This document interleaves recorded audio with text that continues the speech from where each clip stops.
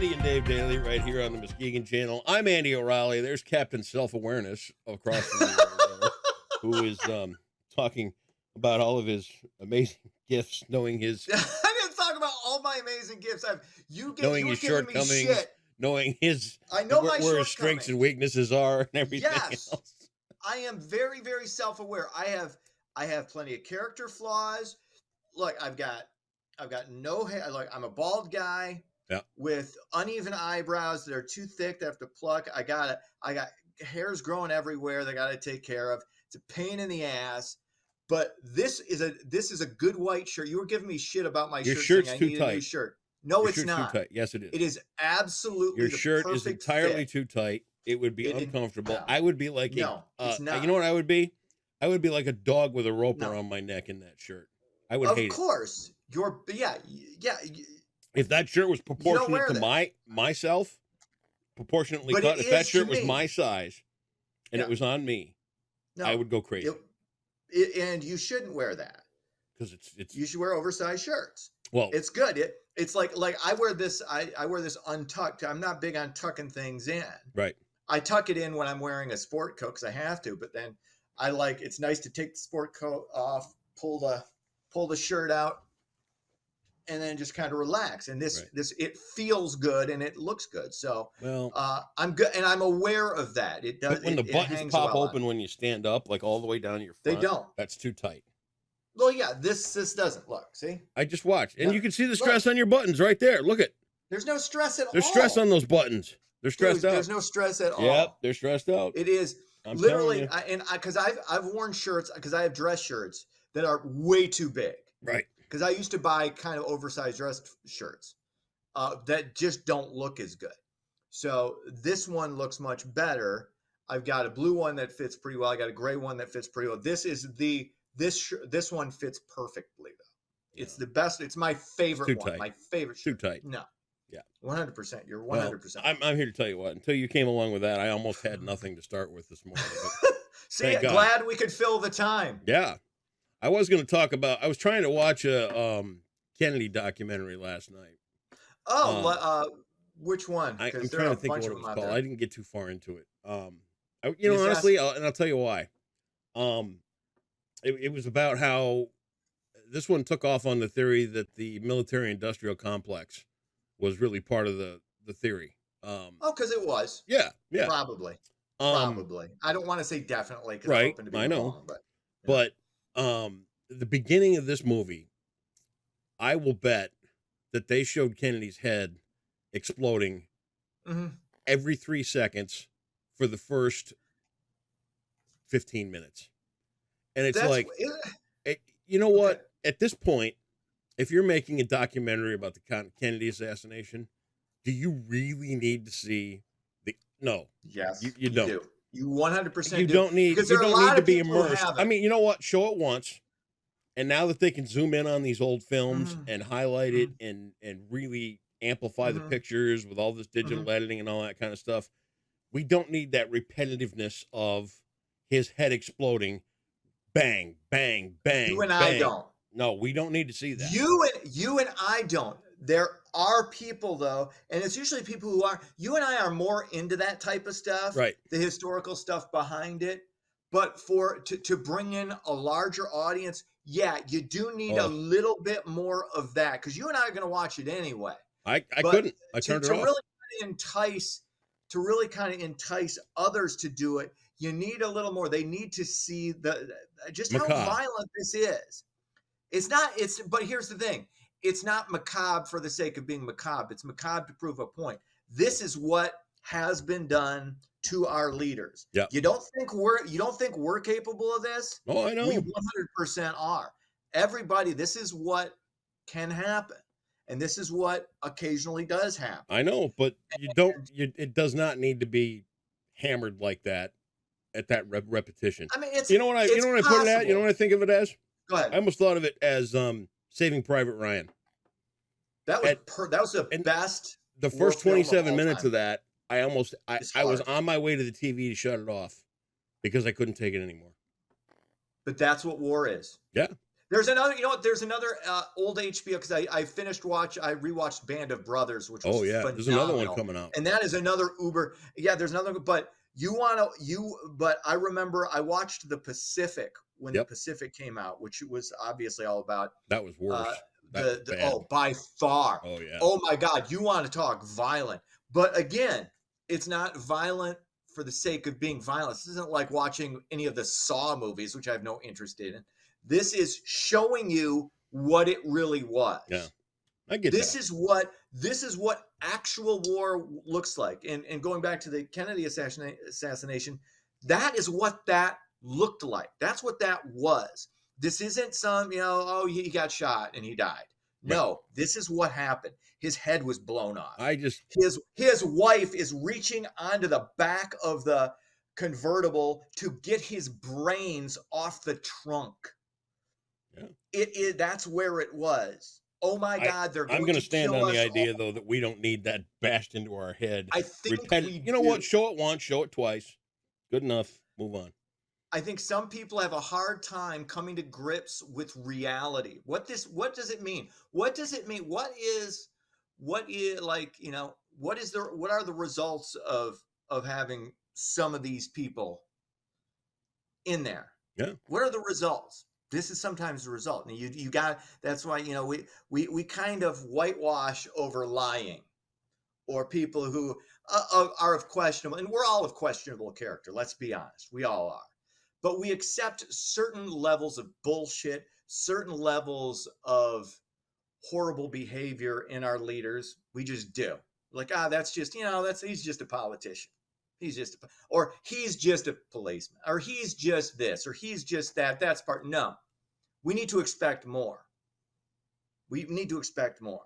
And, this is what you get. I know this is an isolate, this is so we need to expect more out of Kennedy. So he got his head blown off. No, we need to expect, we need to expect more out of those in power because because of shit like this.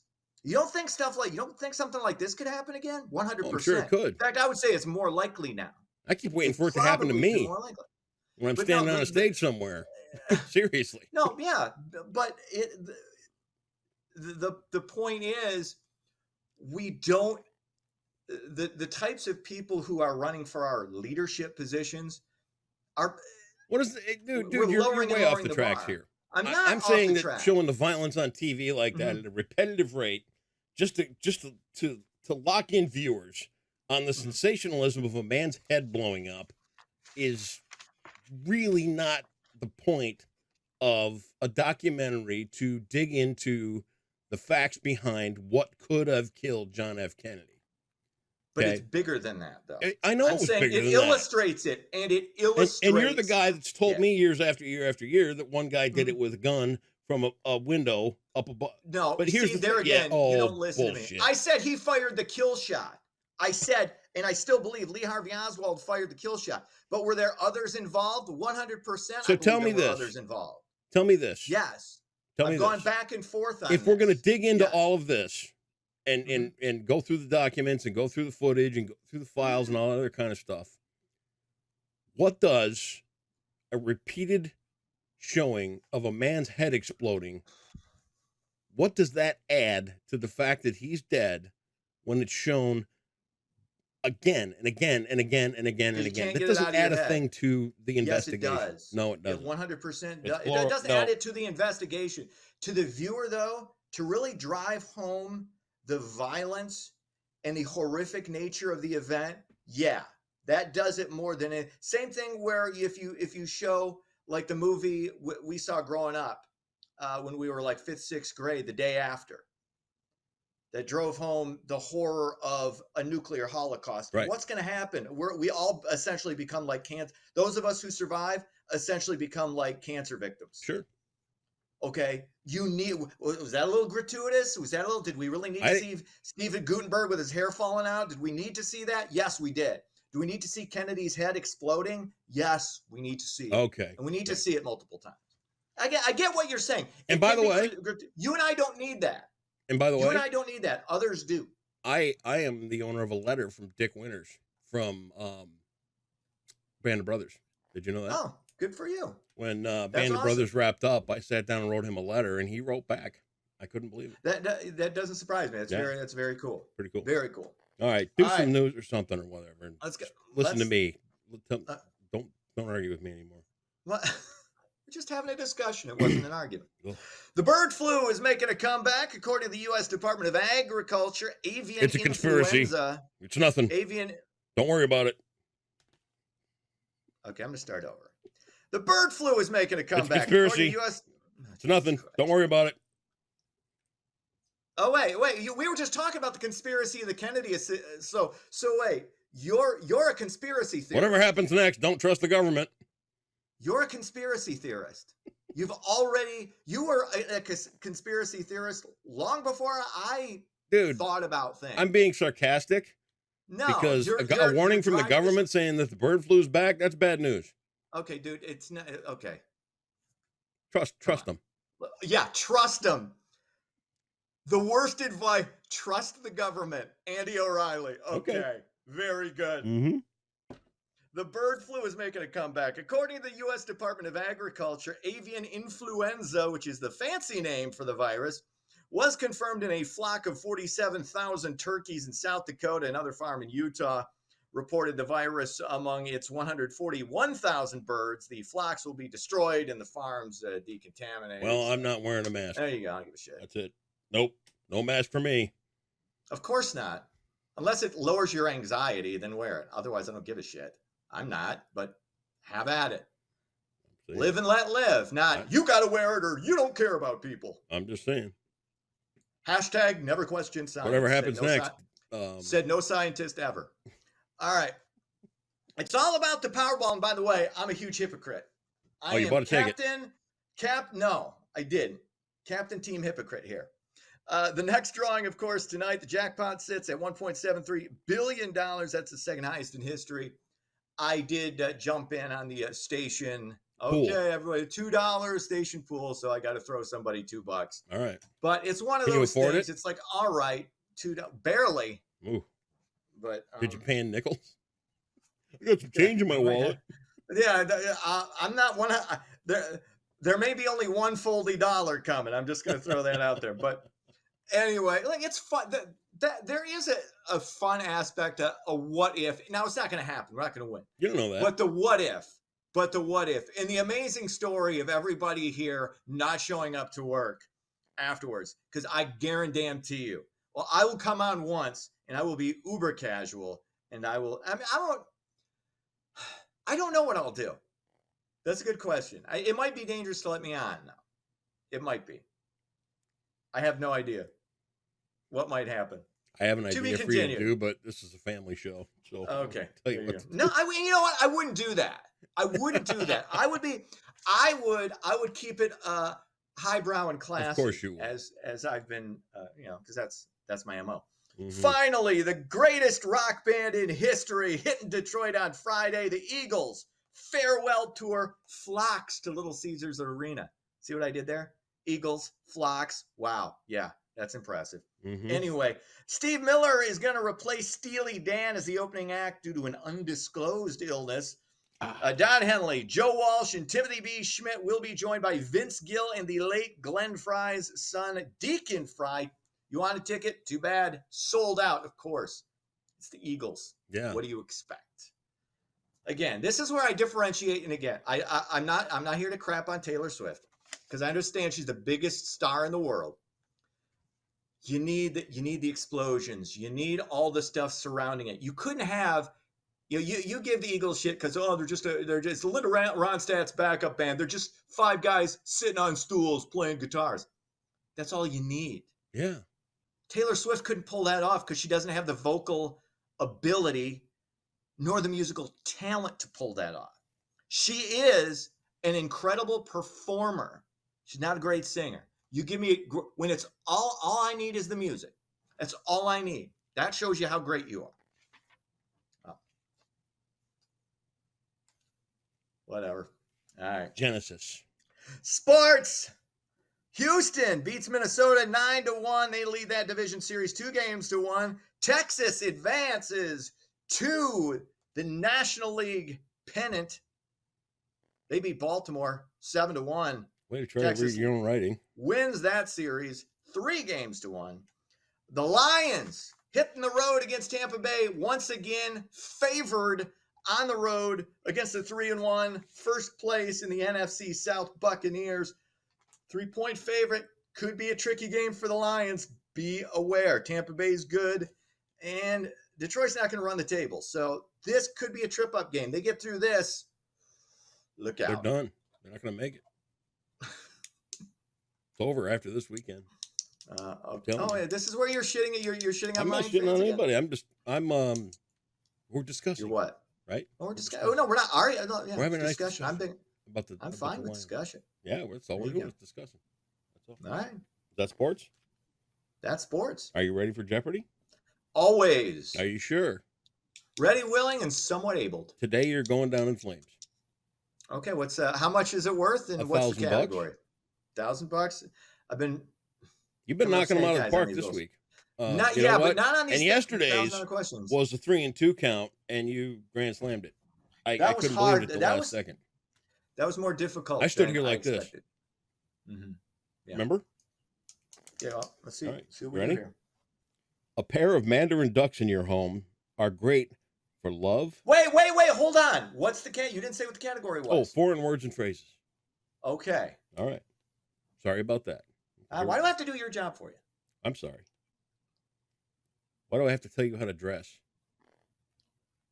You're a 50-year-old man. You're trying to look like you're 20. 51. No, I'm not. Yeah, you are. No, I'm not. Yeah.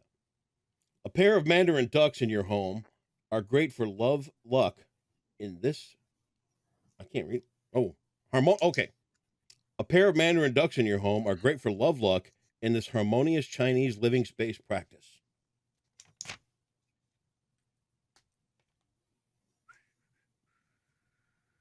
Is it feng shui? Oh my God. Boom! 51, 200. Wow. 51, 200 in the hole. Look at you. Feng shui. How did you know that? Do you practice that yourself? Is that all part of your self-awareness and you know all your It is one of the things I'm self-aware of, again. Yeah. So you're self-aware of your feng shui. This is a good shirt. Hey, put that picture of your fan on again, would you? Does all the dirt on your fan add to the feng shui? That's okay. For the record, that's Max's fan. Oh, Max. So I don't take credit. My fan is clean. Your fan is clean. My son is a slob. So there you go. See you tomorrow. He still got shit under his bed that we don't even want to know about. Perfect. See ya.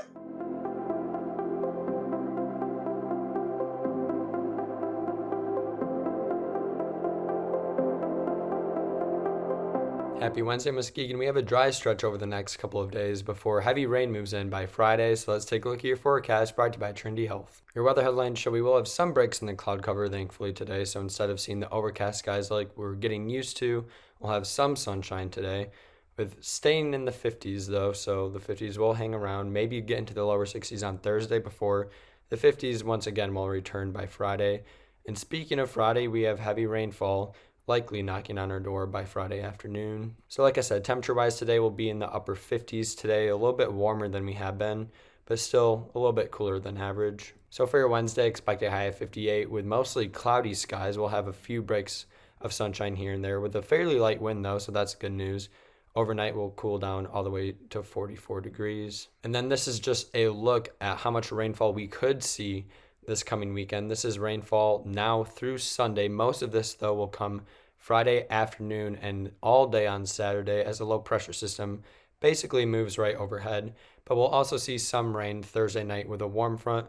So we'll have multiple rounds of rain moving through the area through Sunday morning, which could bring us 2 inches of rain by then. And you can see that on our 7-day forecast, with Thursday night being the first round of rain. Will likely stay dry Friday morning until later Friday afternoon, where the heaviest of the rain, some of which could feature thunderstorms, will move through.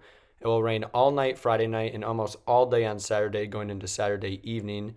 So those 2 days will be pretty nasty outside with rain and also a brisk wind as well, thanks to that low pressure system. And then after that, we'll dry out early next week, but staying cooler in the 50s. And that's your Wednesday forecast brought to you by Trinity Health on the Muskegon channel. And I'm Cool Winds Weather, and have a wonderful day today.